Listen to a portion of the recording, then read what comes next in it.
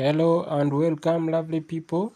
Today I'm going to talk about growing spinach. Yes, is growing spinach in Kenya profitable?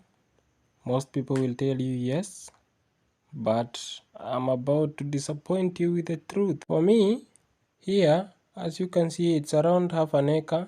So I will do the cost breakdown for half an acre, and then if you want to do for a whole acre, you just multiply by 2. Yes, let's get into it. You start by tilling the land, assuming that the land is yours. But if you don't have the land, you put the cost for leasing the land, then do the cost for tilling. That is around 3,000 for half an acre. That is tilling and doing the furrows. Then you buy the trays. For the trays, I mean the seedlings, they come in trays. For half an acre, I did 12 trays at around 800 shillings per tray.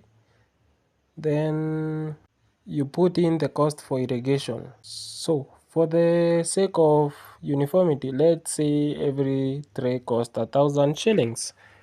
So, for me, the 12 trays, that is 12k plus 3,000 for tilling and farrowing, 15k.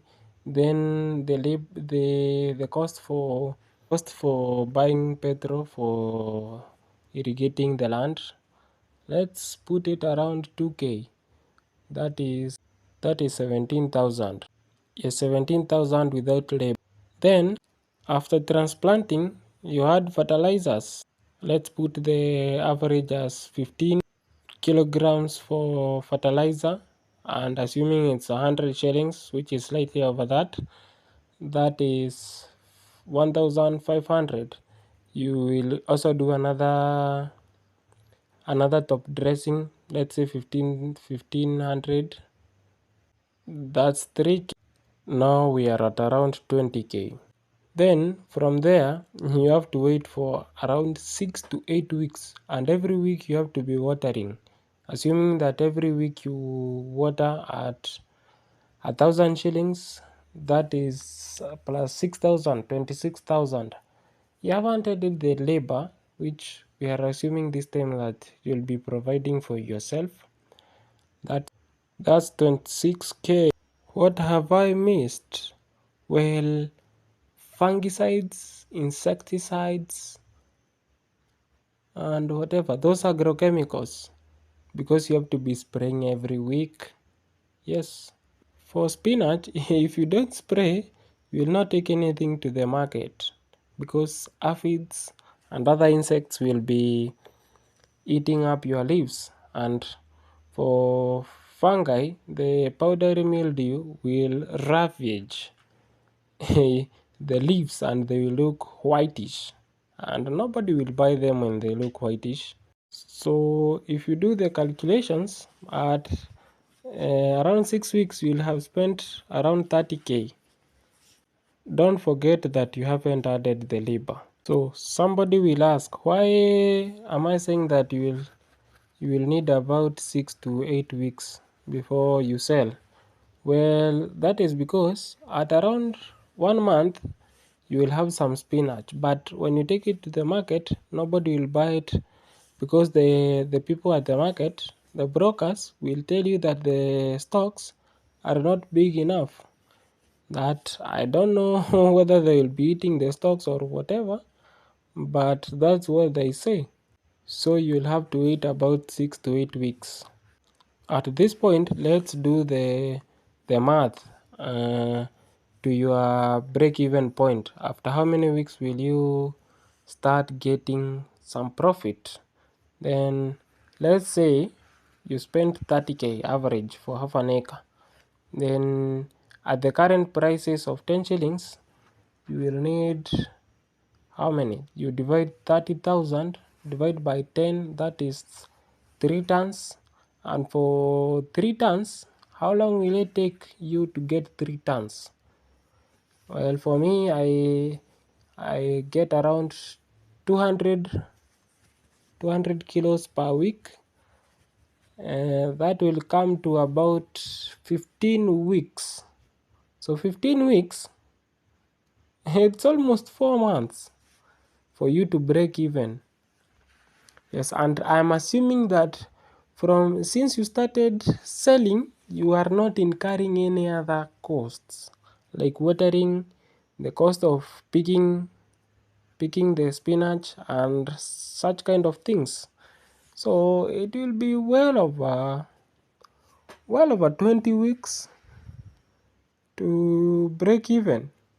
So after 20 weeks, how much profit will you get from this spinach?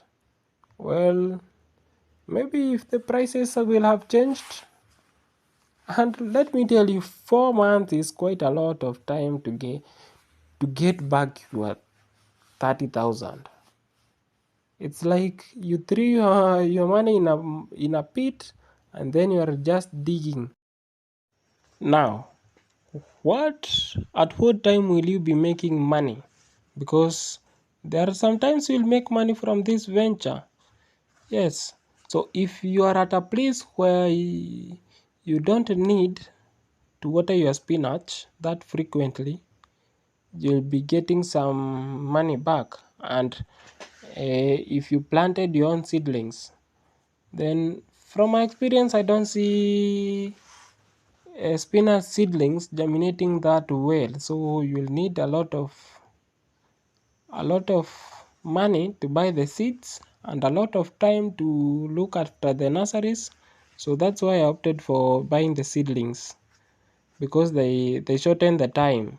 Secondly, if your land is fertile enough and you don't need fertilizers. Third thing, if it is during the rainy season, because everybody else will not be growing a spinach off season, like in between the seasons. Some farmers decide that my land will not stay idle, so I'll plant some spinach in between the seasons.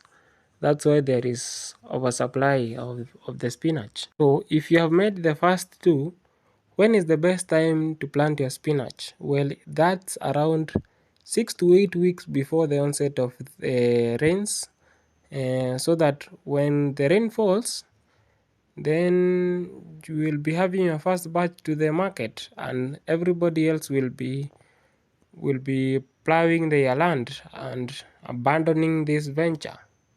So do the math again and adjusts for around 20 shillings, 25, 30.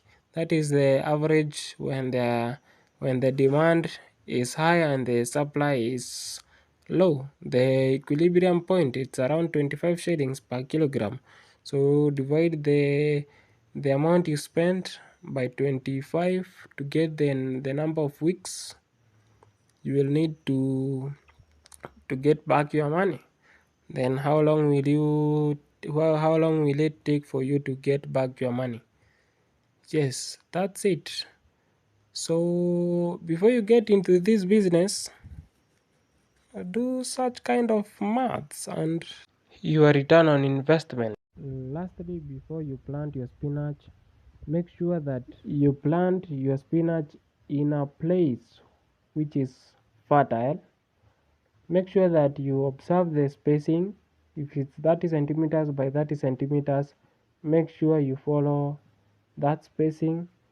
Then you spray against fungicides to prevent powdery mildew. That is the biggest problem. And insecticides to prevent insects from eating your leaves and spreading diseases. And that's it for this time around. Please watch another video from the channel. I'm looking forward to that, and I'm looking forward to making good content in the future. Yes, adios. Have a great one, guys.